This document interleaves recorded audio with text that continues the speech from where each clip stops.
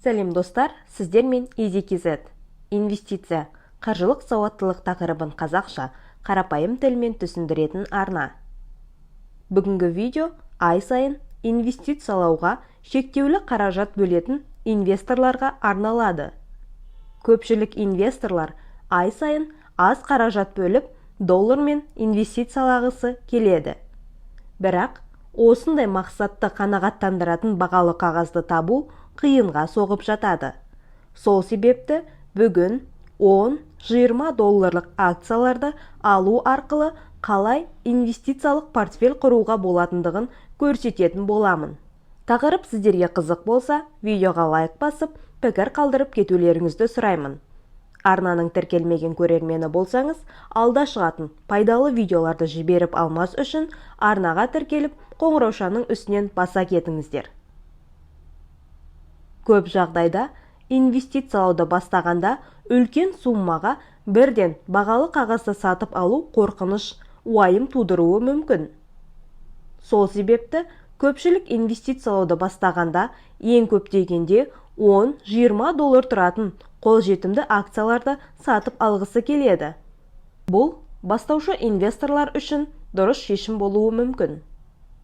Алайда, осындай инвестициялаудың жолын таңдаған жағдайда ұзақ мерзімді инвестициялау стратегиясын ұстанып, қай компанияның акциясын алатындығын тыңғылықты таңдаған жөн.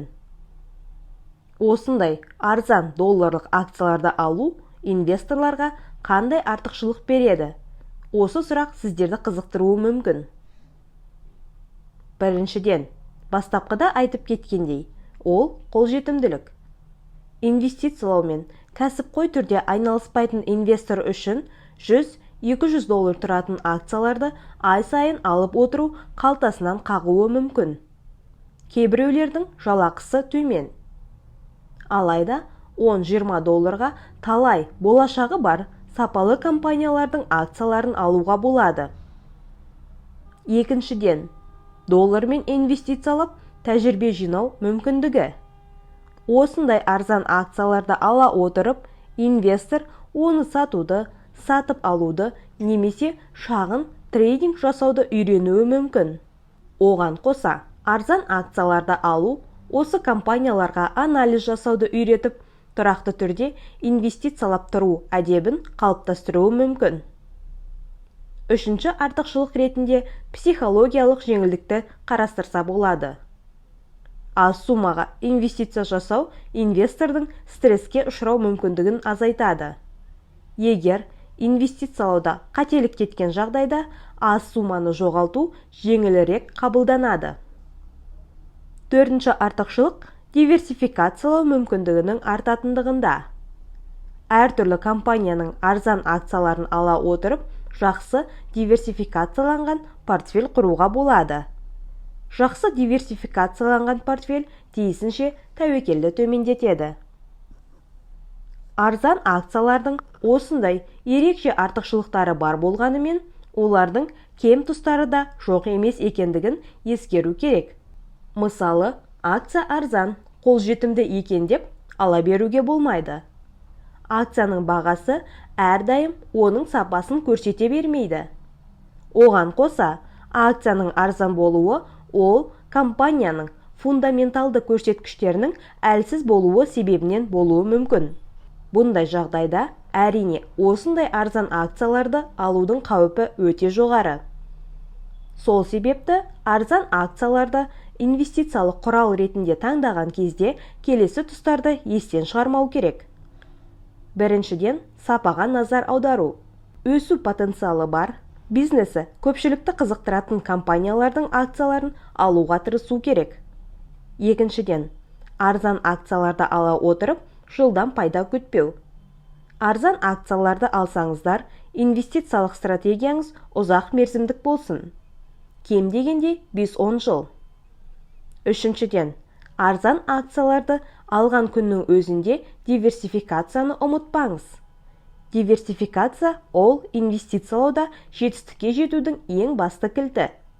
Сол себепті әртүрлі секторда қызмет ететін 5-10 шақты компаниялардың акцияларын алуға тырысыңыз.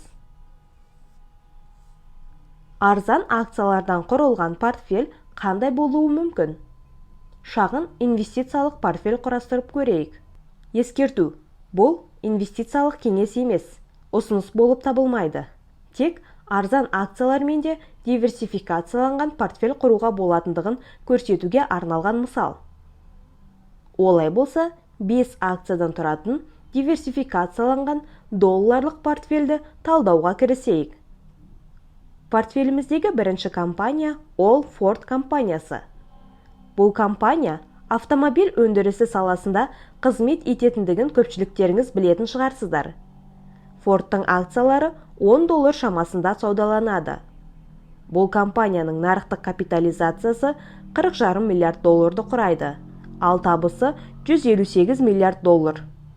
Компанияның таза табысы $7,6 миллиард.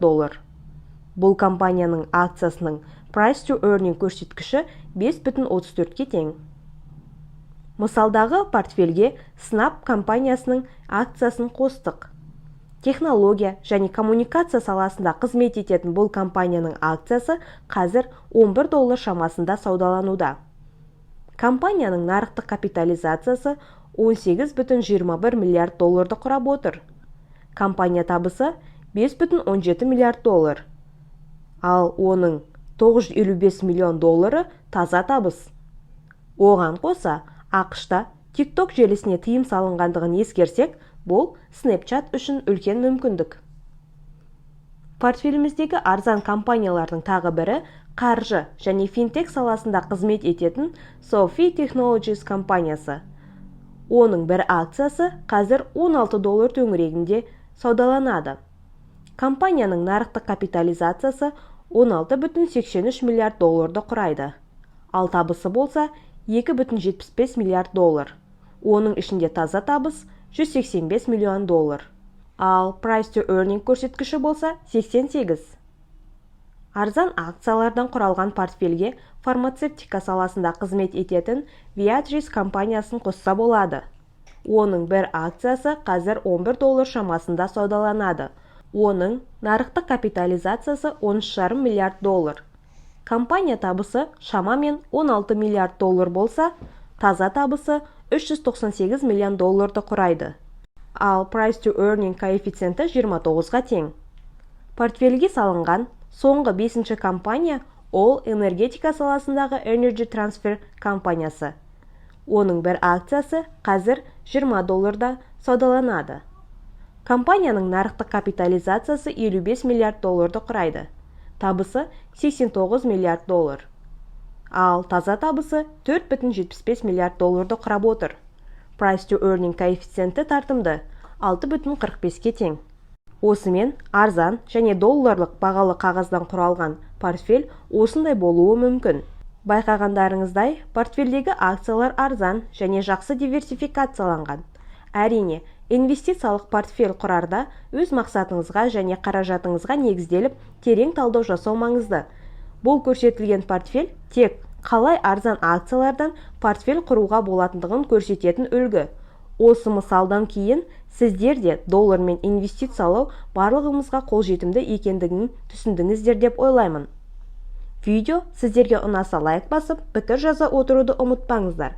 Арнаның тіркелмеген көрермені болсаңыз, алда шығатын видеоларды жіберіп алмас үшін арнаға тіркеліп қоңыраушаның үстінен баса кетіңіздер. Сіздердің кері байланыстарыңыз бен қолдауларыңыз мен үшін өте маңызды. Рахмет.